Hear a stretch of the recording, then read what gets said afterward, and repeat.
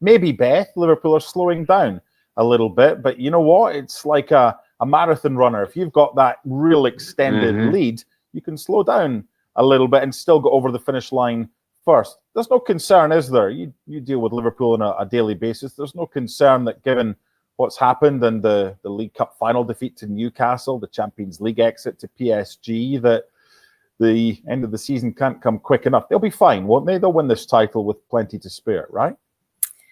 I hope so. It would take a monumental collapse, I think, for that not to happen at this point.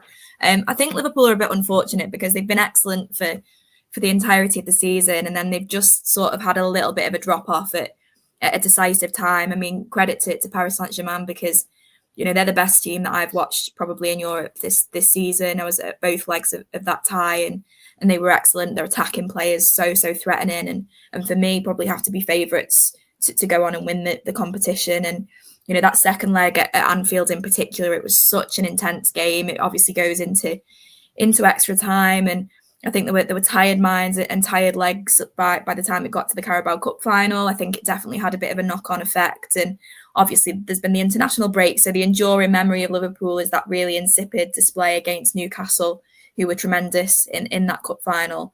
So it's easy to sort of look back at that last couple of weeks and think, they're having a real drop off.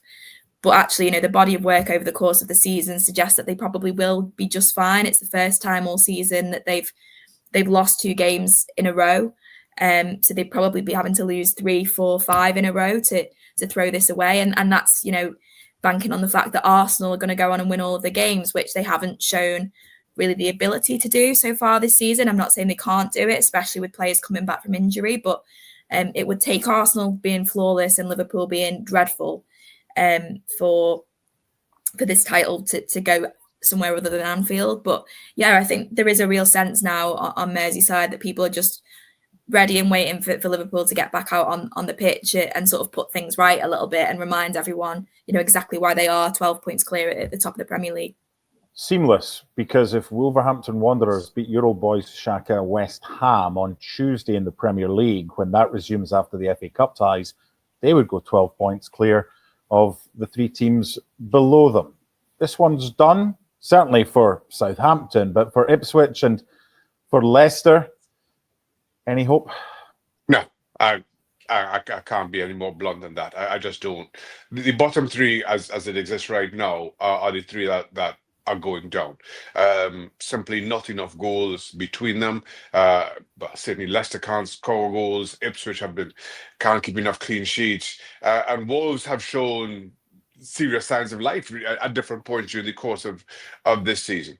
And similarly, as with the, I guess it's a little bit different with the top of the table race just running out of games. But even so, even with games, Ipswich, Leicester, and Southampton haven't done anywhere near enough to suggest that there's going to be a major uptick. I just don't see any other scenario than that bottom 3 being the same bottom 3 at the end of the season. Okay, nice and succinct. So that takes us to the top 5. It's now the top 5, not the top 4, because England will be getting an extra Champions League spot for next season because English representation has done so well. Rob Dawson and I are going to play a game now. Rob Dawson doesn't know about this game. I've just invented it because I didn't know about it 2 minutes ago either.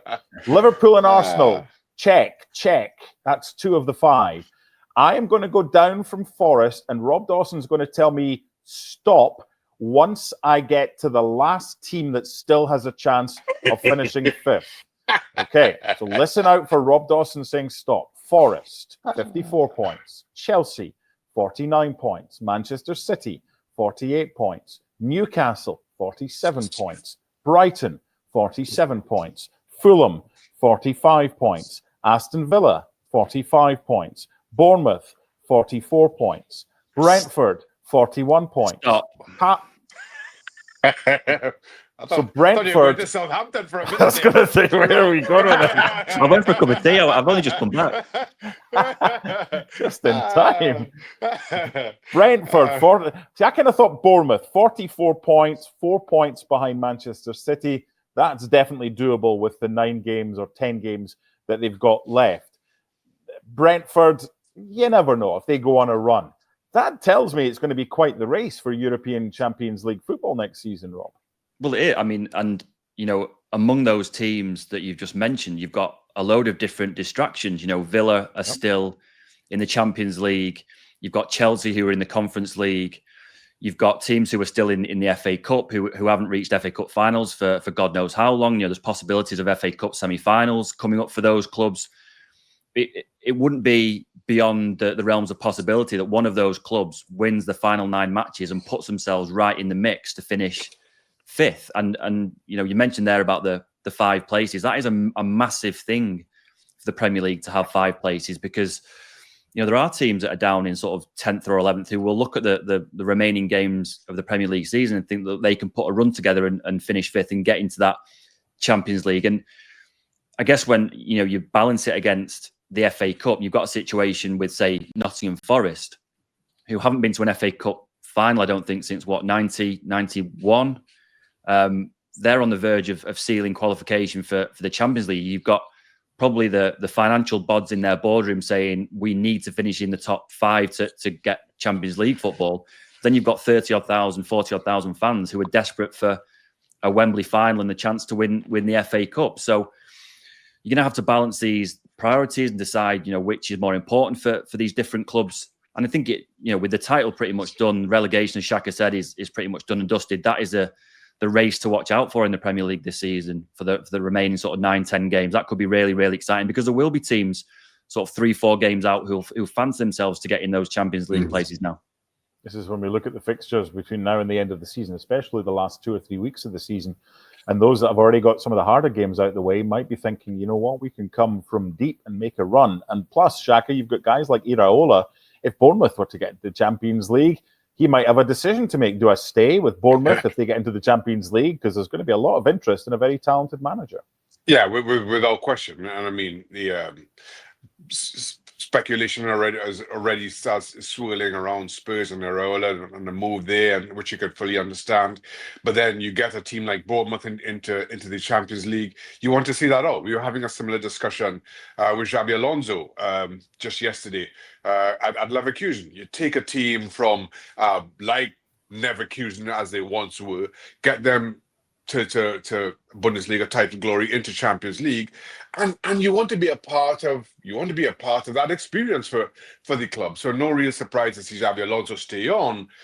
Then to your question, Mark, Iraola taking Bournemouth to the Champions League, he's got a decision to make, because you are so much a part of this story. Do you not see this out? And that's a big question, because again, while Spurs and we can laugh at them as much as we want, Spurs are still a very big club. They're certainly a bigger club than Bournemouth for all intents and purposes.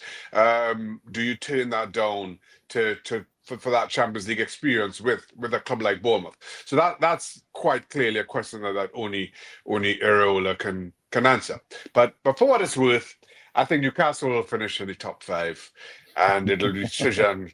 And Newcastle and City will join the top 3, and the decision will be very easy for Mr. Iraola. Okay. I'm surprised you're not making Newcastle Rob champion. Said stop after Newcastle. I was like, go on, Rob, stop. Before we say goodbye to Beth, and what are you on today, Heslop? I love this enthusiasm. This reminds me of the days when you and I used to do Champions League highlight shows in the morning. And we always took it in turns as to who'd buy each other the double espresso. And the one morning he bought his, I forgot it was my turn and bought it. And he was 4 shots in, and he was like this. Fun and games. Yeah, no, I'm catching a flight to Newcastle for the open top bus tour this weekend. So come on, wrap it up, Mark. I don't think you need a flight. I think you're able to fly there yourself. Before we say farewell to Beth and Rob, what does Liverpool ESPN correspondent do on a weekend where your team aren't back in action until they play Everton on Tuesday or Wednesday? Beth, what's the plans? Yeah, Wednesday. So it has been a very, very long break. Obviously, the international break always feels long, and then throw into the fact that there's an FA Cup weekend, it feels even longer. But I'm doing a women's game this week, Liverpool women in the WSL against Aston Villa. So yeah, it's always nice. I'm doing the women's Euros in the summer, so it's sort of nice to keep up with the WSL and some of the fantastic players who are going to be going over there. So yeah, still a little bit of work to do but have a day off tomorrow. So nice lie-in, I think. Hopefully there'll be no breaking contract news, as there often seems to be on days off. But yeah, still got work to do. Yeah, what a week it's been as well, especially for Chelsea and for Arsenal in the Champions League. Coming back from 2-0 down and both going through to the semi-finals. Rob, what game have you got this weekend, or do you have the feet up as well? No, I've got City at Bournemouth, so I've got the weekend off work. But I'm going to Stockport Burton tomorrow. Yes, 12:30. Mighty Stockport. Edgeley Park. There you go. What a day off that is. We'll see. As a result of that, you two get the last 5 minutes of the show off as well. So you can enjoy Stockport, you can enjoy the WSL bet. And we say thank you, and we'll leave you with Shaka and I talking Bundesliga and La Liga. I need to lift my chair back up. For some reason, I pressed the button and my chair slid down. Shaka! Live TV, Mark. They'll edit that out. Don't worry. They'll edit that bit out. I was going to say, you wouldn't do this on FC, but you would. So just stay true to yourself. So I love that. I want to end with La Liga. So let's go to Bundesliga right now. And Bayern Munich were just too strong for Bayer Leverkusen in the Champions League. 6 points at the top of the table, with the goal difference is probably 7. Couple of home games for them this weekend. Is this going to be Harry Kane's first major trophy? Yeah, listen, I think it is. 8 games, 6 points, as you point out.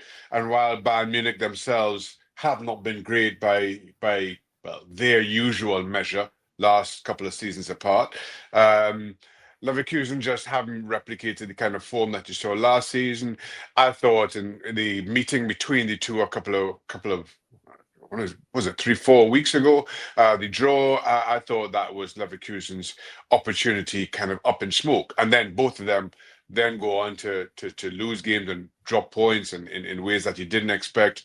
And I just feel it'll be more of the same from both. I don't think either will be perfect between now and the end of the season, but 6 points is a lot to make up for Leverkusen that have not shown the consistency that we saw last season. Yeah, they play Bochum today, 16th in the table. Bayer Leverkusen, it's live on ESPN+. And then Bayern Munich tomorrow in the early game against St. Pauli. So should be 2 home wins. Yeah. But this stage of the season, you get some funky results. Let's end in La Liga, shall we? There's a story that's broken over the past 6 or 7 hours about Osasuna putting a protest in. Yeah. They lost 3-0 to Barcelona on Thursday in a game that was live for you on ESPN+, and comfortably beaten. However, Inigo Martinez played in that game for Barca, played the full 90 minutes, despite having pulled out of the Spanish squad. Now, Osasuna are saying, but FIFA regulations stipulate 5 days must elapse after an international game for you to then play for your club if you've pulled out through injury. But Moises Llorens, our Barcelona correspondent for La Liga, says, good luck to Osasuna. They can appeal, but he doesn't think that's going to be successful. That's just what Barca need when they've got to play a game every 4 hours or so. Exactly. Exactly. And listen, on the one hand, you want to say, okay, Osasuna are going to try every trick in the book to get points where maybe they didn't. But from a footballing perspective, I just think at some point, common sense has to prevail, and there's nothing that's commonsensical, if that's a word, about Barcelona's schedule between now and the end of the season, especially if they go to the Copa del Rey final, especially if they go deep in the Champions League. There is nothing that suggests that is humane about that run and playing a game every single 3 days. And then, while you have to make adjustments for an extraordinary circumstance, which is why the game was rescheduled for yesterday, which you totally understand, again, common sense has to prevail. You come off an international break. You've got you're playing this game, midweek because it can't fit anywhere else. Barcelona already up in arms because a couple of their players who are away on international duty down in South America couldn't make it back. 2 very important players. Very important players. I'll certainly add to that. Can't make it back to lodge an appeal on the basis of Inigo Martinez pulling out because of injury. And then playing again. At some point, common sense has to prevail, just for the sanctity of the game. And I think Osasuna's appeal goes against that. A sanctity, good. But I've just checked. commonsensical is a word. Did you learn that when you were playing for the Bison at Howard University? I use that word all the time in my daily dialogue, Mark. No, you don't. But it is a word. I've just checked. See? I told you. I knew. Of course, I'm not going to go against someone that's rocket scientist. 2 or 3 horse race in Spain to win it. What do you? 2. Shaka, I'm doing Espanyol Atletico Madrid tomorrow. You can't say 2 until I've done this game. Oh, okay. Well, do we just stay on air now till after the game? I'm not sure how you want to manage this.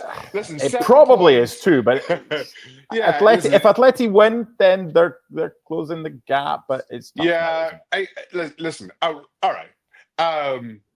If you're an Atleti fan, if you're an Atleti player, you still think that there's a strong chance. You're out of the Champions League, so at least you don't have that to worry about. The other 2 in Barcelona and Real Madrid still do. And I've spoken about Barcelona's kind of congested schedule between now and the end of the season. Maybe that plays a part. So if you're Atleti or of the Atleti persuasion, you certainly believe that there's a 3-horse race. If you're a gambling man, I think you're a very brave man to put money on Atletico Madrid to win the title. Barcelona are 7 points clear as we sit right now, all teams on an equal number of games.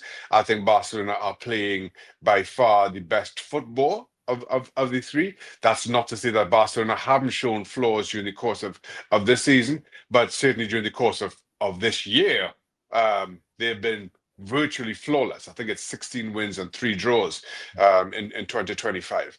So there's nothing that suggests that Barcelona between now and the end of the season are going to drop 7 points. Similarly, there's not a whole lot that would make you feel that Atleti are going to go absolutely perfect between now and the end of the season. So I only see Real Madrid as the club with potential to catch Barcelona, which is why my initial answer was 2.